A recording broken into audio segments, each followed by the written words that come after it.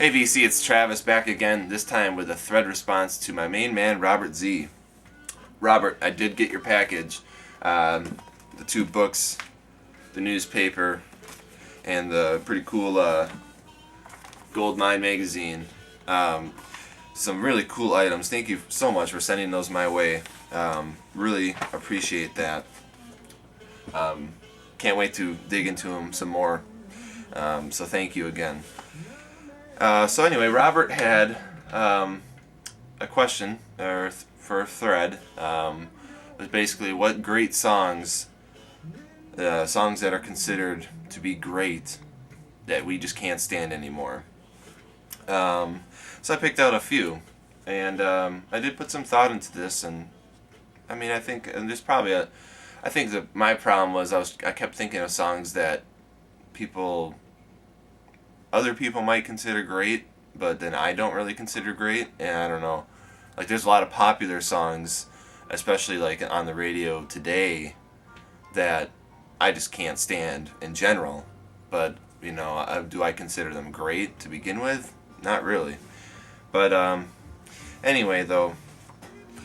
So I picked out a couple here that I wanted to show. I guess like the first one, I mean, I don't have any of their albums, so I'll just show the Goldmine magazine here. Lynyrd Skynyrd, Freebird. I mean, just one of those things, you know, as a guitar player, that, you know, you have people shouting out Freebird, and, you know, you get the idea. It's almost a cliche in a way. I mean, yes, the performance is great. You know, the solos are great. And it's just overplayed. I'm done with it.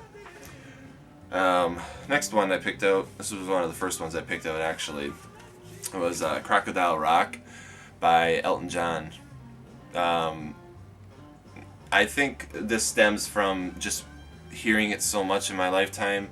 I think my mom had a CD that had, like, it was supposed to be like the greatest hits of the 70s or something, and it only had like 8 songs on it, and this was one of them. And just hearing that over and over again, and now you hear it on the radio, or, you know, when you're shopping or whatever. It's just like, again, just overplayed. I love Elton John, but man, Crocodile Rock. This one here I kind of picked out last night. It was whoa, upside down there. Jump by Van Halen. Just I don't know, just something that about it just irks me. I think it's just the keyboard, and I don't know. And Van Halen, you know, I as a guitar player, I gotta appreciate Van Halen in a way, you know. But Jump, on the other hand, just, I don't know. I can't explain it that well, but you probably understand what I'm talking about anyway. This next one, this was actually kind of one of the first ones that came to mind, and it was Wonderful Tonight by Eric Clapton, solo here. Now, this is like, yeah, this stems from something else. It's basically, I would say, like, probably, I have an older brother. He's 4 years older than me. I would say probably when he was maybe 16 or 17, which would have, you know, made me like 12 or 13. He had this girlfriend, and, you know, he's just madly in love with. And this was their song, Wonderful Tonight. So, living at home, I mean, he listened to this song like non-stop while they were dating, and it was just beyond like ridiculous how much he listened to the song. You know, it is a beautiful love song, but man, every time I hear that guitar riff in the beginning, it's just like done right away. So, Wonderful Tonight, Eric Clapton. No, I'd rather be listening to stuff like this. Blues Breakers, John Mayall with Eric Clapton. Now that is some good stuff. This next one here might be a little controversial, but I'm pretty sure you'll understand where I'm coming from here, Robert. It's Queen We Will Rock You and We Are the Champions. I think you'll totally understand where I'm coming from on this.